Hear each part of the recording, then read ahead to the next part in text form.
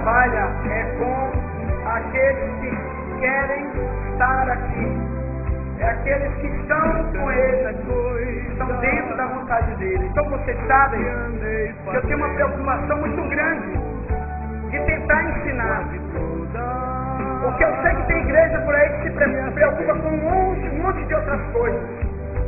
Mas a minha Bíblia me diz que não adianta eu apenas orar, não adianta eu apenas saltar, profetizar, falar língua, isso aí, se eu puder e Deus me der, é bom. Mas não devo me preocupar apenas com isso. Porque a minha Bíblia me diz que o que liberta o homem, diz João 8,32, é o ensino, é a verdade que liberta.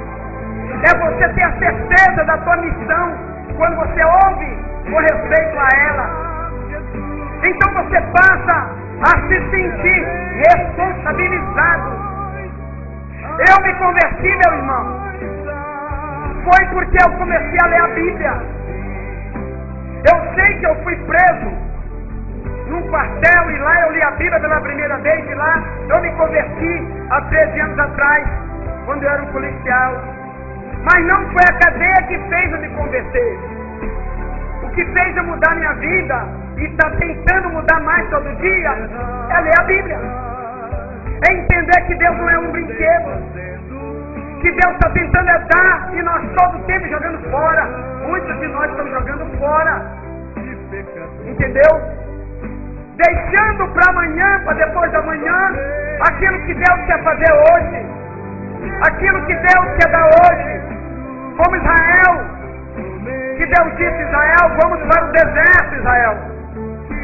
Vamos passar pelo deserto, Israel.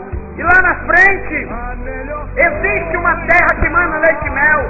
Lá você vai ser rico demais, Israel. Lá você vai ter tudo feliz. Mas tem que me obedecer, Israel. Sabe o que Israel fez? Não obedeceu. A Bíblia diz então que ninguém pôde receber. Nem Moisés. A Bíblia diz que somente Josué e Caleb. O resto ficou inutilizado. Então, irmão, eu quero colocar aí um tema no ensino dessa noite.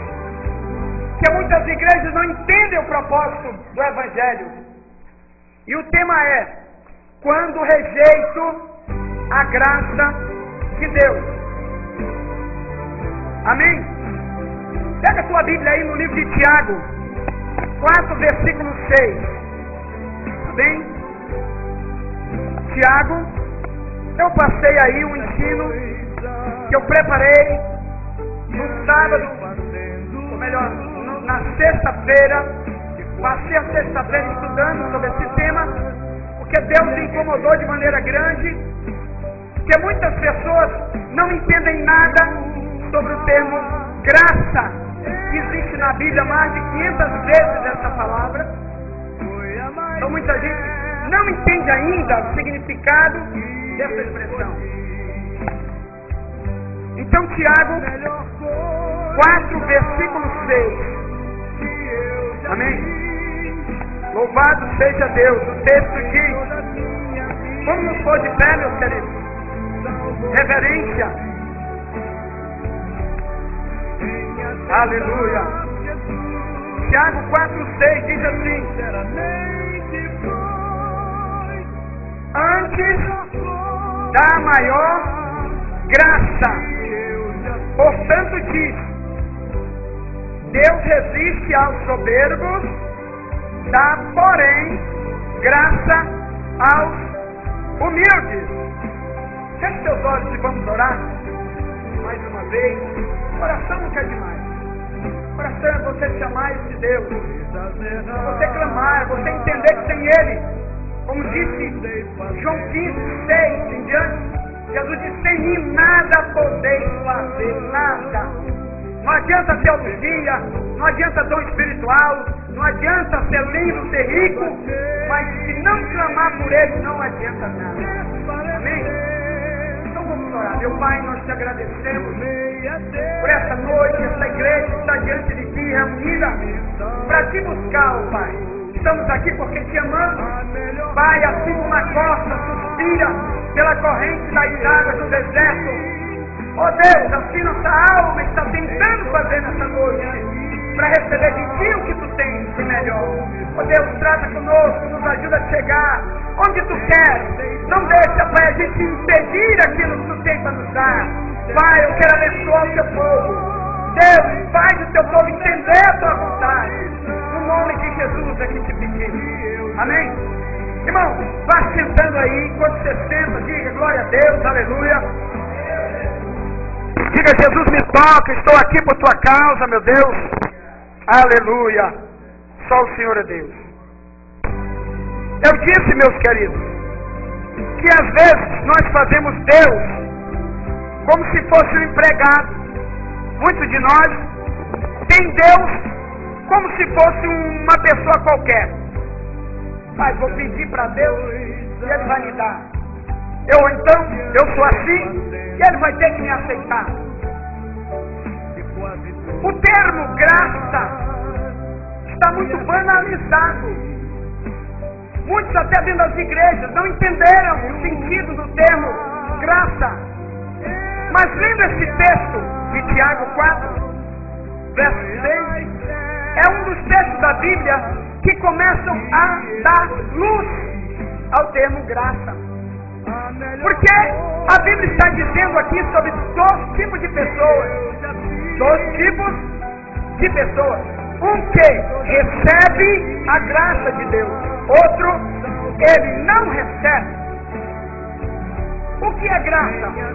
Favor imerecido. Deus quer dar de graça. Mas esse texto aqui está dizendo: Deus resiste ao soberbo, mas dá graça ao humilde. Então primeiro você começa a entender: Deus não é abençoador de todo mundo. Tá bem? Começa por aqui. O que é um ser humano soberbo? É aquele, primeiro, ele é autossuficiente. Ele sabe tudo. Ele já sabe tudo, não precisa aprender mais nada. Segundo, ele não aceita ser exortado. Ele acha que ele está certo e só o que ele aprendeu é só isso, e quem falar está errado. Terceiro, não se humilha, não aceita, não é ovelha, não é submisso. Deus então resiste a esse tipo de gente. Pode ser o pastor Wagner, eu que estou pregando aqui. Pode ser o cantor, o gospel mais famoso da terra. Pode ser a mulher que tiver mais caro no joelho na terra orando. Pode ser o dizimista de 1 trilhão todo dia. Se ele for soberbo, Tiago 4, 6 e 1 Pedro 5, 5 diz: Deus, diga comigo, Deus resiste ao soberbo. Significa que, repito, duas grandes multidões dentro da igreja. Eu quero falar para ti que isso aqui é dentro da igreja, no meio do cristianismo. Porque você sabe que a Bíblia diz que no meio dos cristãos existe o joio e o trigo. Sim ou não? Isso é Mateus 13, 38 e diante. A Bíblia diz que dentro da igreja existe a luz e as trevas. Sim ou não? Isso está escrito em Efésios 5, 8.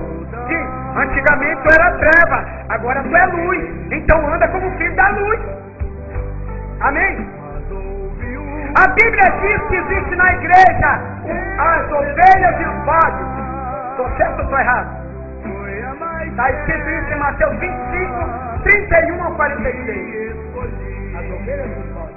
Se eu fosse falar de outras coisas, então nem daria para gente continuar o que estamos falando. Mas eu quero falar aqui que a graça de Deus, ou melhor, aquilo que Ele quer me dar, Ele por amor dele, um amor tremendo, incomparável, diz João 3,16, que João não soube